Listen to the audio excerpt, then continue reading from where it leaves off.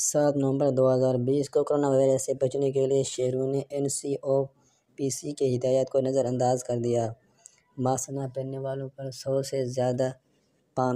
سے 5 روپے تک جرمانہ ہوگا۔ National command and operation centre نے شہریوں کے لیے ماسک کو لازمی قرار دے دیا ہے اور ماسک نہ پہننے والے شہریوں پر 100 روپے جرمانے کا فیصلہ کیا گیا۔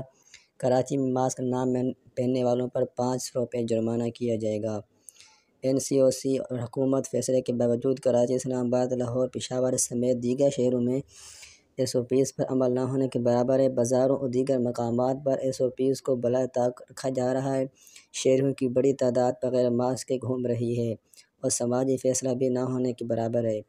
کراچی میں ڈپٹی کمشنر کو SOPs پر سختی سے عمل درآمد کرنے کی ہدایت کی گئی ہے، تاہم دکانوں اور اسٹور پر ہینڈ میٹرز نہیں رکھے گئے ہیں اور شہری بھی ماسک کے بغیر خریداری کر رہے ہیں۔ اسی طرح لاہور، اسلام آباد، پشاور سمیت دیگر چھوٹے بڑے شہروں میں شہری کورونا سے بچنے کے لیے ماسک کا استعمال نہیں کر رہے۔ شہریوں کی جانب سے ماسک کا استعمال نہ کیے جانے پر کراچی اور دیگر شہروں میں جرمانہ شروع کر دیے گئے۔